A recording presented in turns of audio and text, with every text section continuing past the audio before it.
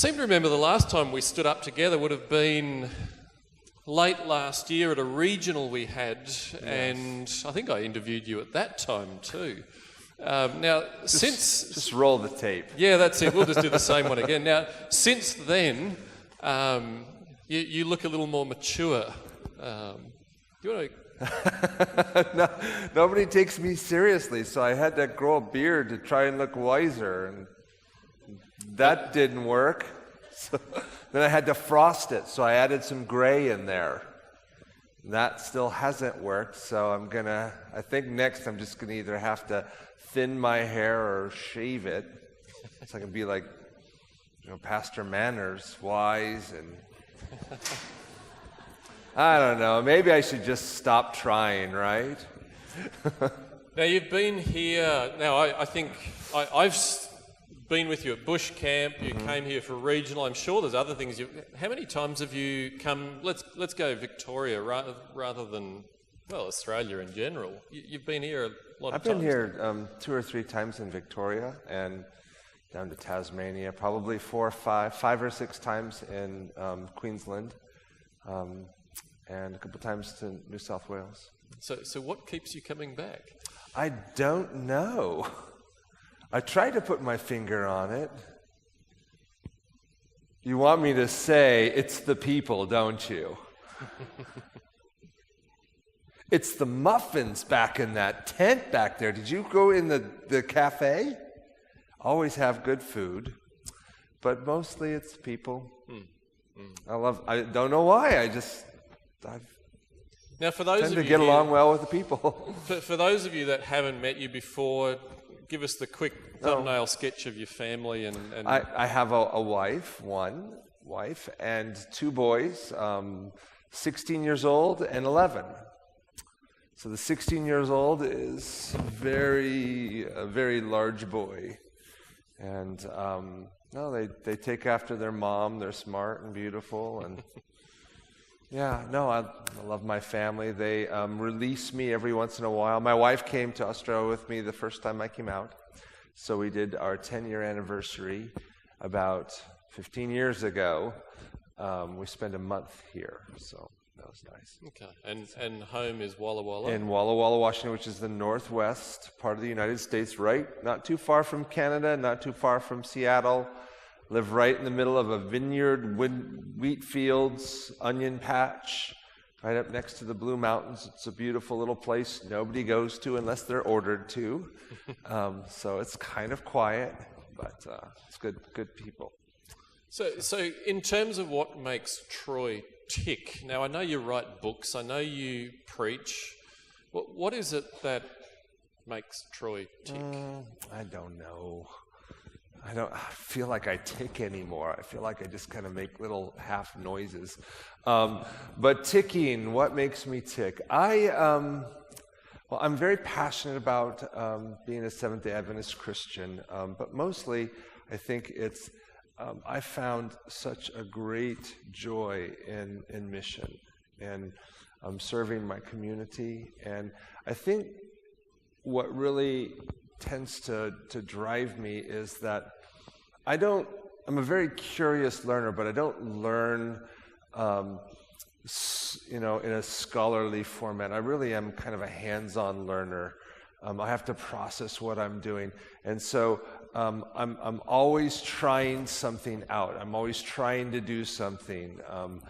I'm not like some people who can just sit there and read all day. I'll read for an hour and then I'll try and put things into practice. So I am really kind of a consummate practitioner where I like to test things. And so I just love being an active part of my community. I think what drives me is that I really want Jesus to flesh his character out in the everyday things I do with.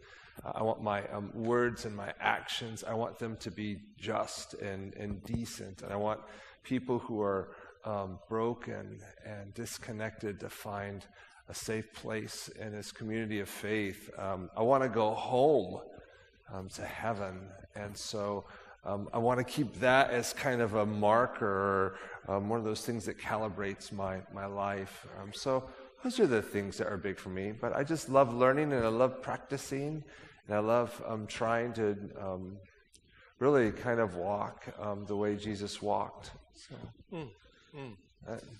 I guess really a follow-up question from that in terms of this community of faith, church. I think for all of us there are things that disappoint us and things that encourage us. Yeah. What about you? What disappoints, what encourages? I think what disappoints, we'll hear some of it, because I don't think you can gather together in moments like this and be honest and not talk about the things that we could do better. If there's anything that disappoints me about just the community of faith, I do think it's I'll say it like this.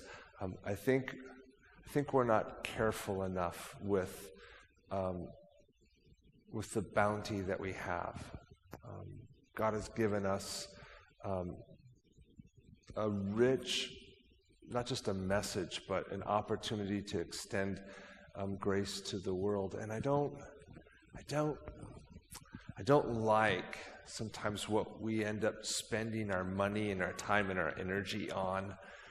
Sometimes it's pedantic stuff. Sometimes it's just superficial things.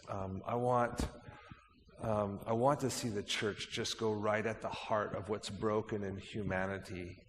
And sometimes I see us, like when you think about the things that we fight about, or the things that disappoint us in each other. So I want us to be the kind of people that are building bridges and giving cups of cool water to the world that we live in. And sometimes I see us just getting petty, and so I fight against that myself. So maybe that's more of maybe none of your churches are like that. Maybe this is all just my stuff. Yeah. But if that's the case, then fair enough. I need to be first. What do I love? I love that at every place I go, God seems to be having his way with his people in a lot of ways. Around the world, we are growing in ways that we can't imagine. I think also that if there's certain facets of what it means to be a Seventh-day Adventist Christian, I love that we're still wrestling with our calling to be a group of people that lives at the end of God's timetable here, with a devotion to a cause. I want to see that become more pronounced, that our works, our deeds, our love for humanity become more prominent than the things that we print, and the things that we advertise, and the things that we put in the sand. I guess I want people to see that more, and I'm starting to see that in the saints. So it's the practitioner thing coming through. Yeah, I think so. So yeah, maybe I just don't have any of this right, but yeah. Well, I think we've done our time. It's been good to hear some of what you've said, and I know that as we go through this weekend, we're going to hear some good stuff. Hopefully, and that God will be at work. So thanks, you. Troy. All right.